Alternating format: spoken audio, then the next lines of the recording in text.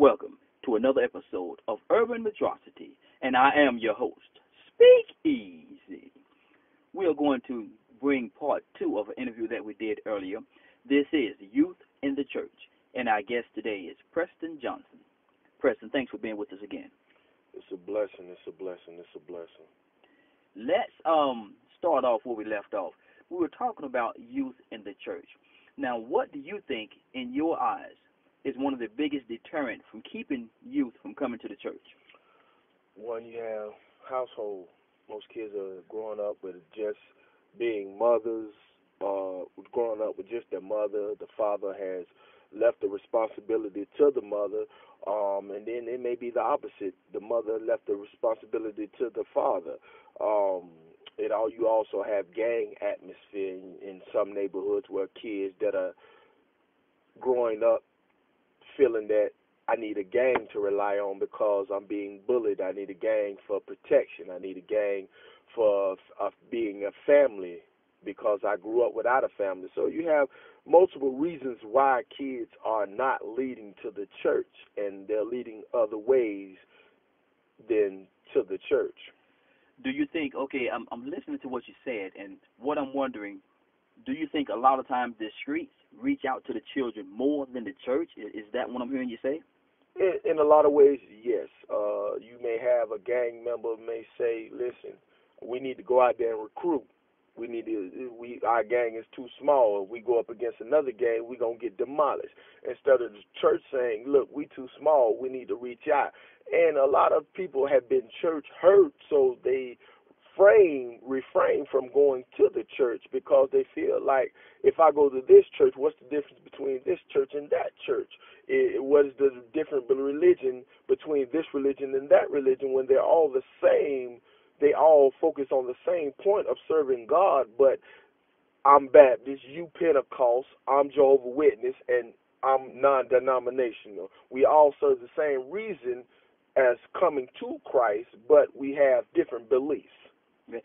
Now, you said something that was very interesting to me there.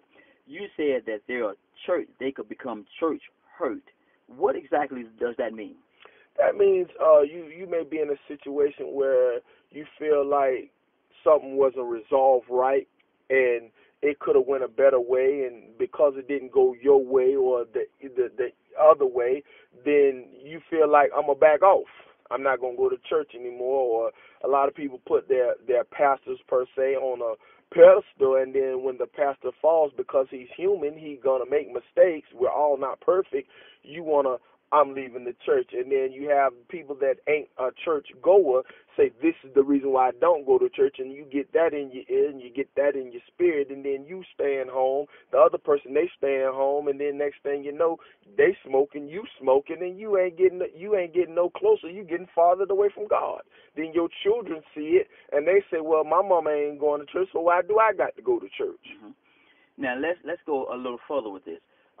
When you say that, what came to my mind is the little boys. Because most of the time, if you go to any church in America, throughout the world, 85% of that church is going to be women.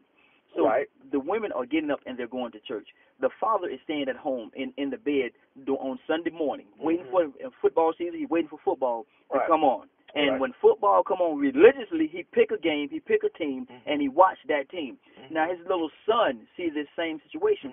The little son wants to stay home. The mama wants the son to go to church, but the son is trying to follow the father. So what responsibility do we as men have to get our little boys into the church?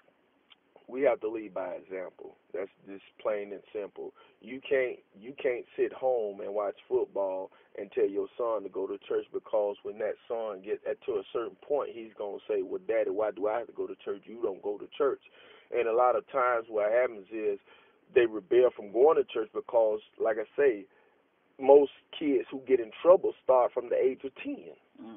So, and you have to look at it, you don't start trouble overnight. Trouble don't just wake up and drop on you, and then the next morning you become a vicious killer. This is a process that happened. The Columbine killers didn't wake up one night and say, I'm going to go in there and kill everybody.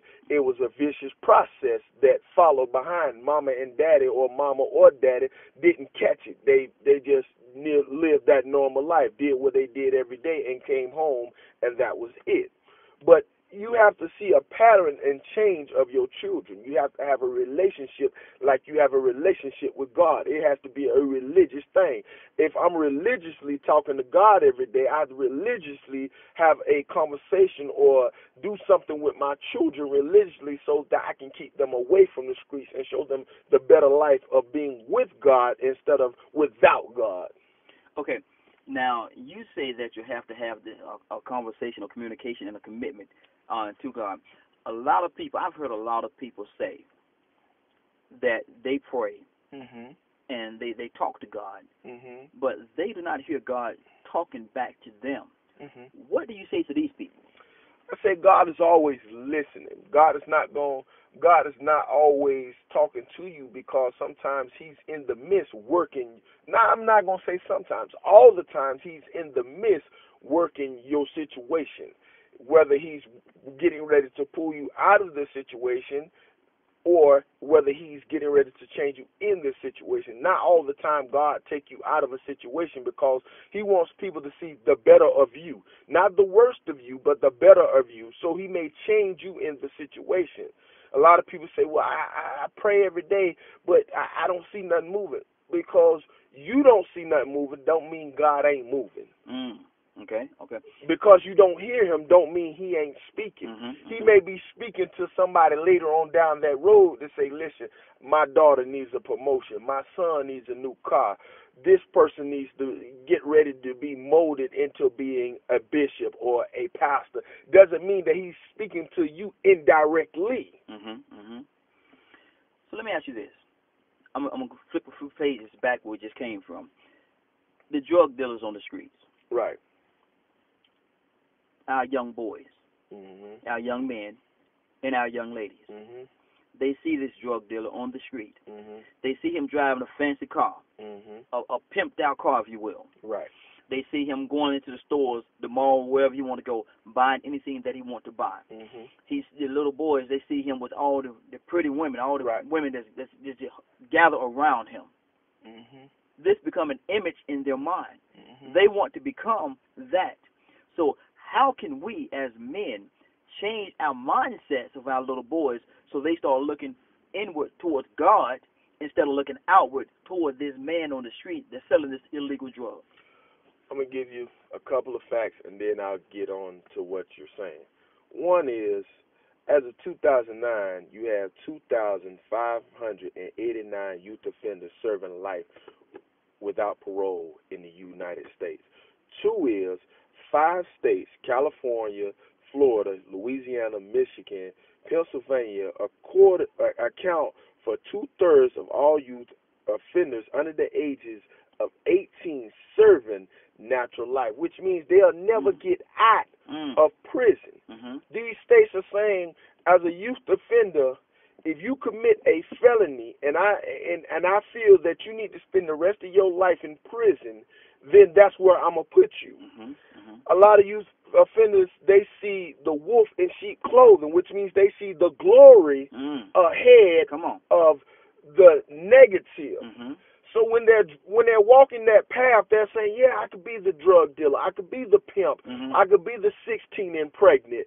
But what they fail to realize is you have to look over your shoulder. You have to watch for somebody busting at you with a gun. You have to watch out for the policeman chasing you down. You have to watch out for somebody robbing you. You have to watch out for somebody scratching your car. The woman who has the HIV, but she wants to be with you because you have the money. You have to watch out because now your baby daddy who said he loved you when you were 16 and he wanted to spend the rest of his life with you, got you pregnant. Now he gone to the next one.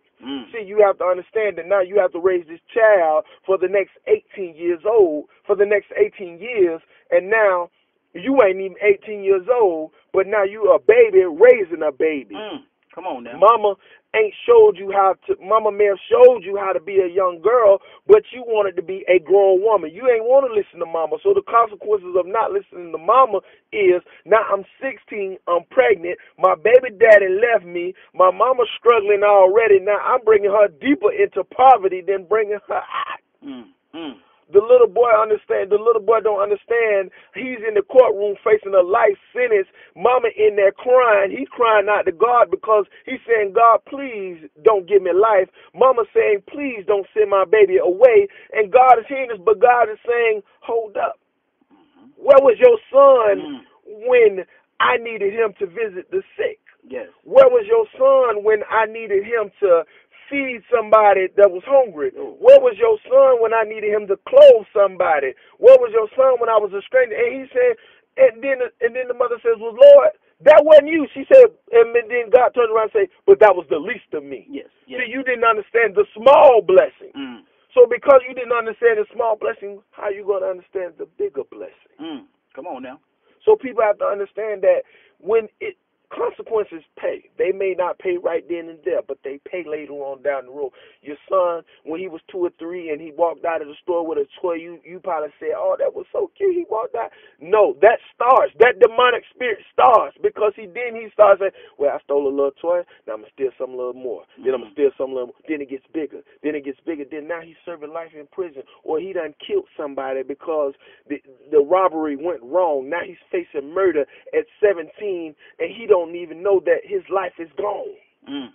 So the enemy came to steal, kill, and now he destroyed his life because he's not in society. He's behind a bars where he don't even understand. And even let's go in the gang situation where you have, I'm going to wear red, blue, purple, or green, and I'm going to recruit all these kids, and then I'm going to turn them out, and then once they turned out, I'm going to turn my back against them.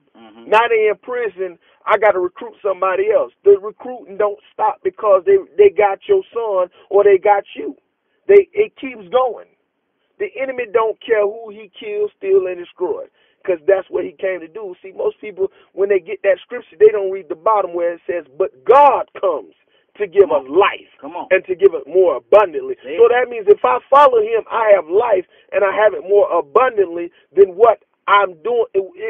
Then what if I do wrong? Because if I do wrong, I'm slowly killing myself off this earth, whether it's mentally, physically, or psychologically. I'm killing myself.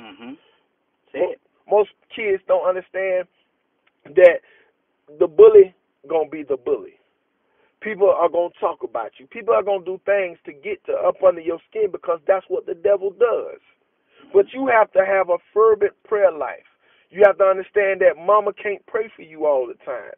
Daddy can't pray for you all the time. You have to have a personal relationship with God yourself, just as well as your mama do. Okay, now you said that, and I love the way that you articulated that. It was beautiful, brother. But now we need to tell these young boys, now we need to tell these young ladies how they can develop a relationship with Christ. Number one, you got to accept Christ into your heart.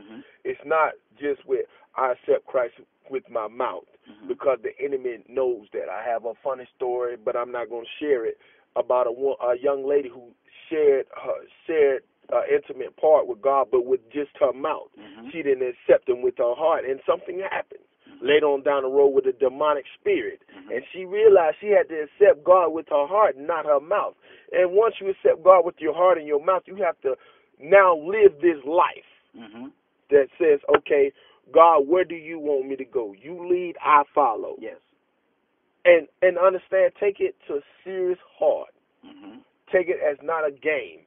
Take it as not a video game that you pick up the controller, you cut it on, and then you start playing. When you get done with it, you cut it off and you put it down and you're going about your business. It's not like that. It's something when you put it on, when you put that whole armor of God, when you put this presence of God on, you can't put it off. Yes. You can't put it off. It's nothing that you can say, well, this look nice, I'm going to get this and I'm going to wear this to school, and then the next day I'm going to take it off. No, it don't work like that. God is a jealous God.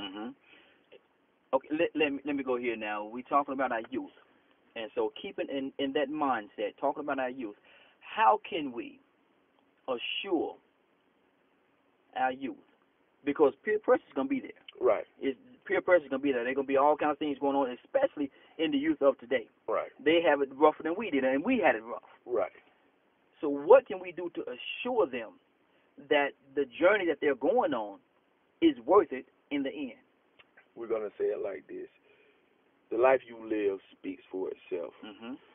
Job was an excellent example, and he still is an excellent example, because in the beginning, Job lost everything. Job lost his children. He lost his farm. He had people that were so-called his friends say, man, you must have did something to God for this to happen to you. And in the end, before he gained it all back, he had to pray for those same friends so God wouldn't destroy them. So you have to understand that your life is not your own. It belongs to God, and God is going to get your attention one way or another. And you have to hope, and I hope and pray that it's not too late. And I want to share this with youth offenders. I have, if I can remember, 3 friends doing life sentence. One of my friends is doing life for murder and robbery. I have another friend doing life for attempted murder. I have another friend doing life for possession of cocaine, 5 pounds of it. So you have to understand, I got friends that are all across the board doing life for various reasons. I got another friend that just caught 40 years. I got another friend that gets out 2033. And he has a child that walks this earth. So he left his child to defend for himself, because now he has to serve a sentence. So as you want to understand, do I want to live my life where somebody's telling me what to do for 23 hours a day, 365 days out the year for the rest of my natural born life, or do I want to be free, be able to smell the roses, be able to have a relationship with God?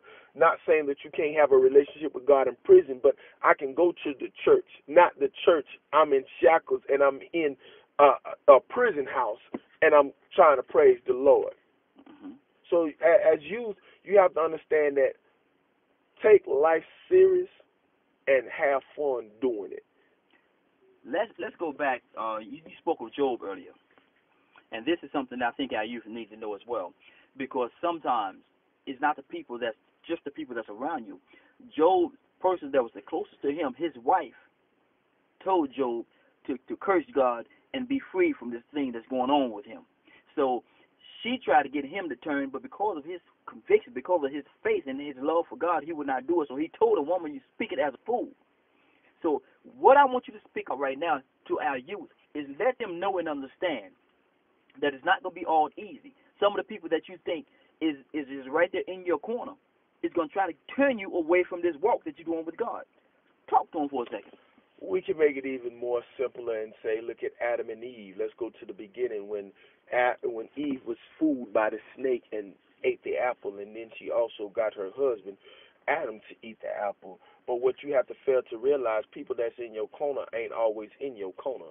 People that you have to understand that you have to know who's in your corner and who's not in your corner. You're going to have wolf and sheep clothing, but you have to understand that your relationship with God will give you the spirit of discernment, so you will know that this person is not for me, but I'm not going to treat them no different. I'm still going to love them because that's what my duty requires me to do because I'm connected to God. I'm going to love you, but don't mean I have to have a relationship with you. I'll say hi, I'll say bye, because that's what God would want me to do. If you was hungry, I'll feed you. If you was homeless, I'll give you a place to stay, because that's what God requires me to do. But at the same tense, I know the life that I have to live. And that life that I have to live can't be out in the streets being a drug dealer. Can't be 16 and pregnant and trying to live another life where I want this guy to talk to me, that guy to talk to me, because I didn't grow up with mama teaching me what I needed to know. So you have to understand that you have to be a leader. And to be a great leader, you have to be a great follower, and you have to follow God greatly. Now, I don't have to ask you this question, but I'm going to ask it anyway. What are the rewards of following Christ? Man, rewards are paying off greatly, because if you look at the same where I was just saying, because you didn't serve the least, he also, in the beginning, before that, he told the ones who did, because you did this, because you served the least of my people, then here's the great reward, which is the eternal life into the heavens. He opened up the doors of heaven and said, come on in. This is your place. The rewards could be, you don't have a job, but now somebody calling you on the phone and saying, listen, man, the job is this, or you didn't have a car 2 days ago. A friend rode by, man, I just bought a new car. I don't have nothing to do with this car, but honey, you can have it. You don't owe me nothing. You can just have it. Just come pick it up. I'll give you the registration and everything. So the blessings pay off, but you have to serve God with all your cold heart. And what people fail to realize is, I'm going to say this before I turn it back over to you, your tithes is everything. Your tithes open doors and close doors that you need to be closed. A lot of people don't understand. 10% of your tithes, God is asking, if you make $400, God is asking for 40. And God is saying, I'm gonna make this 10% scratch. You go ahead and blow that $360. You go ahead and blow that, but I'm gonna show you how I'm gonna make this $40 scratch. And man, I used to think the same thing as most people. Man, I hear the preacher always hollering about tithes, yada yada yada. He want to buy new Benz, he want to buy new this, but I tried God, and because I tried God, and like I say, he won't give you a check that you can't cash. I cashed it every time. There you go. He gave me a check that I can cash every time. So let me. We're about to actually conclude everything here because, and I definitely appreciate you being here. But as always, I like to give every one of my guests an opportunity to say something that is on their mind, on their heart, that they want to spill out. And in this case, I'm going to ask you, because we're talking about the youth, I want you to give them something. Give them something that they can walk with, that they can build from. Plant a seed, if you will. And statistics say juveniles start crime between 10 and 17 years of age. I want to say to you, let's change that. Don't look in the mind frame of color of black, white, purple, green, or blue. Let's change it as a nation. Let's come to God as a nation of youth. Let's come to God as a nation of saying that I'm tired. I'm tired of living the life that I'm living. I'm tired of people doing what they're doing, and it doesn't make a difference. We can make a difference by living a greater life, by understanding that I have a connection with my daddy. Yes, we have a physical mom and daddy, but you have a spiritual daddy that can do things that mama and daddy can't do. Mama and daddy can't open doors that your spiritual daddy can open. Mama and daddy can't do what your daddy that sits high and look low can do. So you want to understand that if you have a connection with God, the football field shouldn't be first. Because if that's the blessing that God gave you, he'll get you there without you having to play every day, every Saturday, Sunday, or whenever you play hard because you put him first. Michael Jackson, yes, he was a great singer. But if he would have been a gospel singer, I'm going to say it like this, he would have been the greatest gospel singer. He was the greatest R&B and pop. I give him that. But imagine if he was a gospel singer, how far he could have even went. We sometimes as people end our life prematurely instead of being the abundance of God and living it longevity. So I want to say to you, youth, keep your head up. Keep your head up. Pray. And test God. Don't test God, but show God that you're serious, and God will show you he's serious. And that's my blessing. Ladies and gentlemen, thank you for listening to another episode of Urban Metrosity, and I am your host, Speak Easy. Thank you, Preston Johnson, for being with us. It's a blessing. Got to have you back again sometime. Yes, sir. It's a blessing. You all, thank you for listening again. Tune in next time. We'll be back to you in the next couple of days. You pray for me, because I'm certainly going to be praying for you. This is Urban Metrosity, and I am your host,